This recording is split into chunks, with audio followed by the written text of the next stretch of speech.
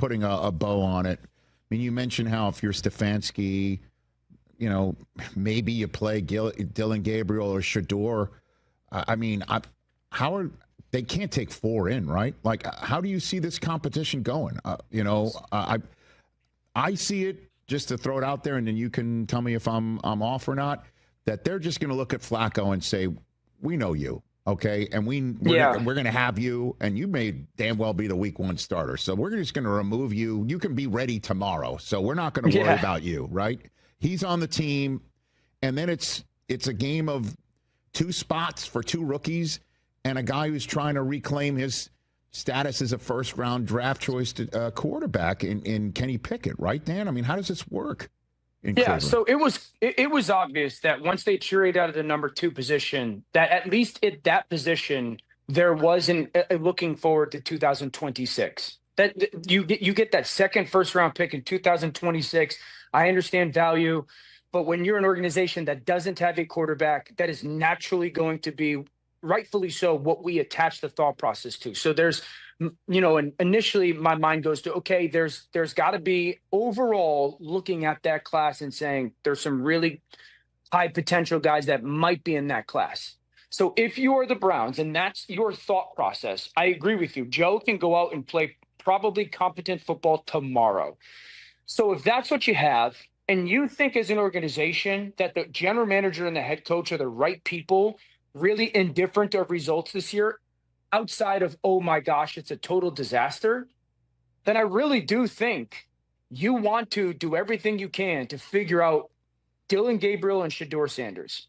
And did you find a guy that all of a sudden becomes Brock Purdy, all of a sudden becomes Dak Prescott, all of a sudden becomes a mid-round pick that overplays where he was selected, and maybe then quarterback's not that pressing need in the first round next year. Maybe you get to be in the advantageous situation that not only did you steal a starting quarterback, but you got him in a later rounds, and now you can really build a roster that can go on a 2 or 3 year run around that quarterback. So I think that's probably the way that I would go about it if I was Cleveland. Now, if both of those guys in camp tell you we can't play, like we're not good, we're not good players, or early on in the season, then you have a starter that can keep you in football games and play good winning football.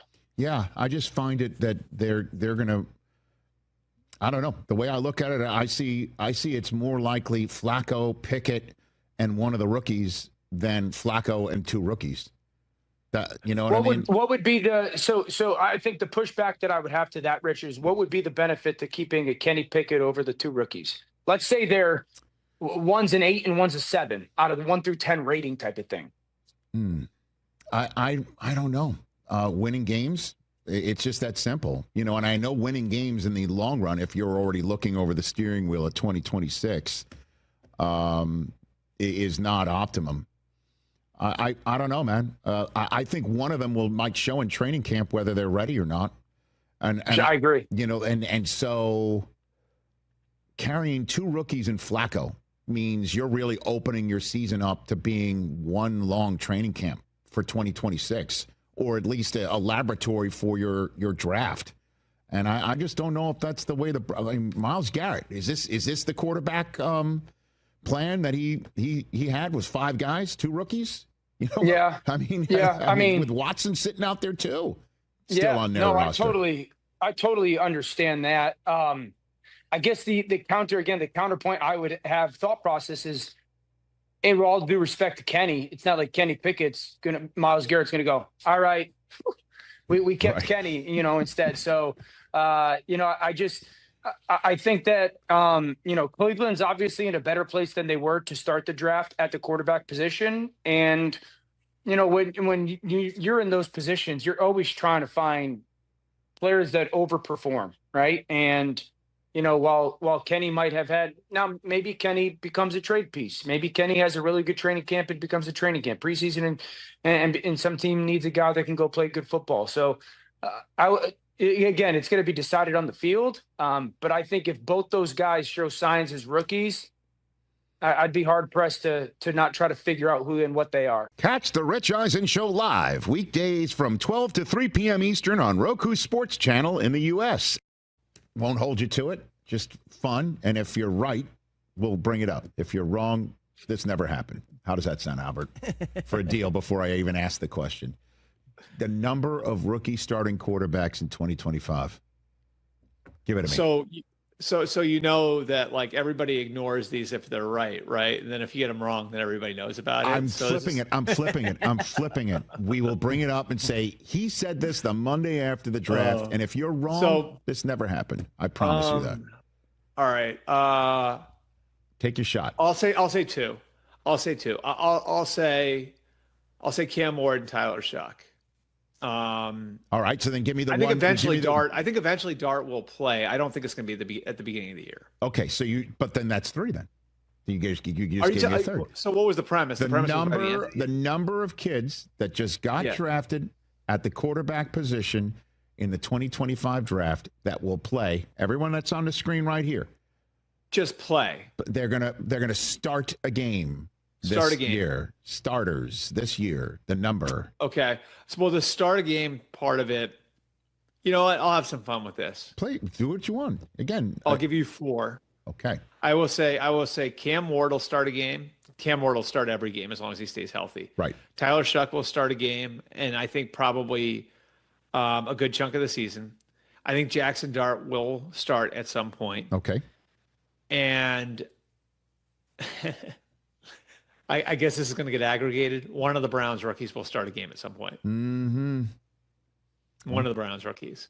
And look, like, I think, honestly, if we're being honest about this, like, so I love Dylan Gabriel as a player, but I think Shedeur is more talented. You know, like, I mean, we can talk about like the talent issue and how it was overblown with Shedeur, right? Like, and I don't think he was ever considered by anybody, you know, who actually studies, you know, these guys for a living.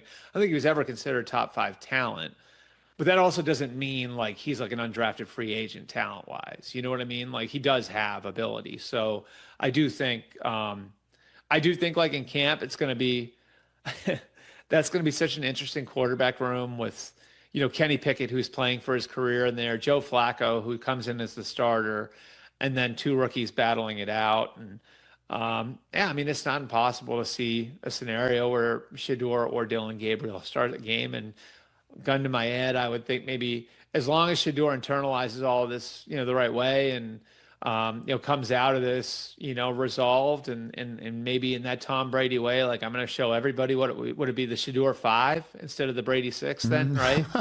Well, the Shedeur 143. Actually, well, no, but how many quarterbacks? I know that he was a 6th, right? Pop it up on the screen again, there, I think it was, Mr. Hoskins, if you don't mind. Yeah, he was right. So you're now looking at the Shedeur 5. The Shedeur 5, there it is. If he takes it that way, I could certainly see a way where he could get on the field and get a chance to play at some point during the year. Screw it. While you're being aggregated against your will, is it going to be Shedeur or Dylan Gabriel? If Shedeur.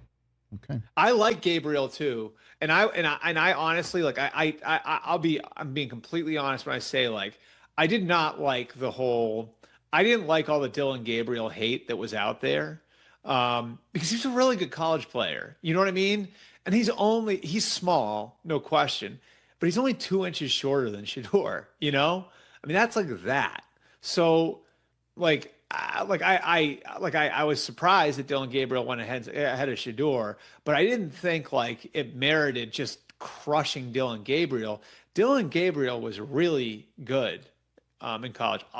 I'll tee one up for you here. Mm-hmm. He was one of only 2 quarterbacks to beat the national champs last year. And the other one was a walk-on. Yeah, so okay. He was small also. I know you did. Too small to beat us. For sure. Listen, Gabriel, and we met him. We had him on the show. He was really impressive, and I totally would understand why a team would fall in love with him and say, we are willing to develop you. We're willing to work with you. We're willing to spend a 3rd-round pick on you.